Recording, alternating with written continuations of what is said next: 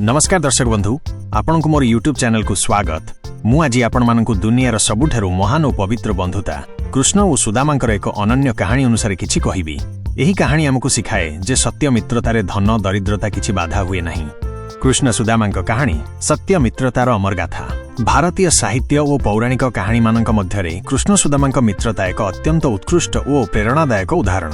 साधारणतः लोके कहती सत्य मित्रतारे धन दृष्टि दरिद्रता संपदा स्थिति परिस्थिति किछि बाधा हुए नहीं। भगवान कृष्ण और सुदामांक संपर्क सेथिपई समग्र जगत रे आज पर्यंत मित्रतार श्रेष्ठ उदाहरण रूपे स्मरणीय। कृष्ण और सुदामांक सांगत्यर आरंभ होइथिला संदीपनी ऋषिंक आश्रम रे। सेमाने एका संगरे वेदशास्त्र पाठ करुथिले। सुदामा दरिद्र ब्राह्मणक पुओ थिले किंतु गुण भक्ति सदाचार रे अत्यंत उत्कृष्ट थिले। कृष्ण जदियो द्वारकार राजपुत्र थिले तथापि सुदामांकु केबे छोट बोली मानि नथिले। गुरुकुल रे सेमानंक मध्यरे निष्ठापूर्ण मित्रता सृष्टि होइथिला। एक घटना रे गुरुमाता सेमानंकु बनरु जलाणी आनिबाकु कहिथिले। विपुल वर्षा वज्रपात बात्या समय रे सुदामा कृष्णंकु आलिंगन करी सारा राति सुरक्षा करिथिले। एही सांगत्य सदाकाल पई स्मरणीय होई रहिला। शिक्षा शेष हेबा परे दुहे निज निज जीवन रे प्रवेश कले। कृष्ण द्वारकार राजा हेले किंतु सुदामा एक गरीब ब्राह्मण स्त्री और संतान सहित अत्यंत कष्ट रे जीवन व्यतीत करुथिले। सुदामांक घरे प्रायतः भोजनर अभाव थाउथिला। तांको स्त्री सुशीला जदियो दरिद्रतारे थिले किंतु पतिंकु सदा धर्म भक्ति और सत्य रे अटल रहिबा पई प्रेरित करुथिले। एक दिन सुदामांक स्त्री कहिले, स्वामी आमे बहुत कष्ट रे अछु। आपणक शिशु माने खाइबाकू अभाव रे दुख पाउछंती। आपणक श्रेष्ठ सांग कृष्ण जे द्वारकारे राजा तांकु स्मरण करंतु, से निश्चय आपणकू सहाय्य करिवे। सुदामा प्रथमे कहिथिले मित्रतारे केबे धन लाभ मागिबा उचित नुहे किंतु स्त्रींक अनुरोधरे से सम्मत हेले। सुदामांक घरे दान करिबाकू किछि नथिला।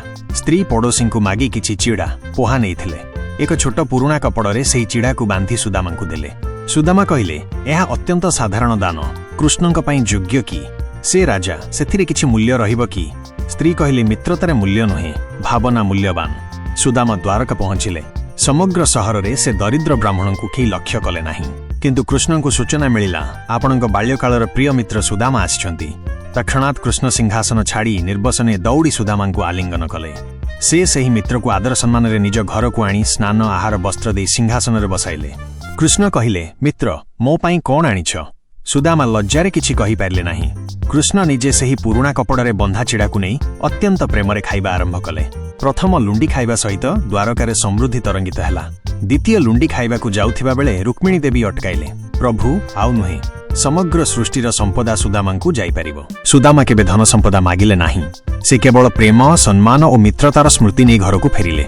किंतु जेतेबेले निज गाँ को पहुंचिले झोपड़ीर स्थान रे सुंदर महल, दुर्भिक्षर स्थान रे समृद्धि, पत्नी सुंदरी आभूषण धारिणी। सुदामा बुझिले कृष्णंक प्रेम कृपा और मित्रतार फल आज मोर जीवन उज्ज्वल। एही कहानी रु आमे किछि महान शिक्षा पाउछु। सत्य मित्रतारे कौनसी सीमा धन दरिद्रता पद पदवी बाधा नुहे। भावना सर्वश्रेष्ठ। साधारण दान मध्य जदि प्रेमरे हुए सेथिरे असीम मूल्य रही थाए। भगवान केवल भक्तंकर भाव को ग्रहण करती बाह्य संपदा को नुहे। कृष्ण सुदामांक मित्रता सदाकाल पई अमर।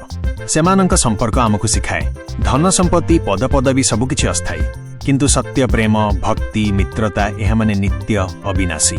तेबे दर्शक बंधु एही महान कहानीटी आपनकु किपरि लागिला कमेंट बॉक्स रे निश्चय जणांतु।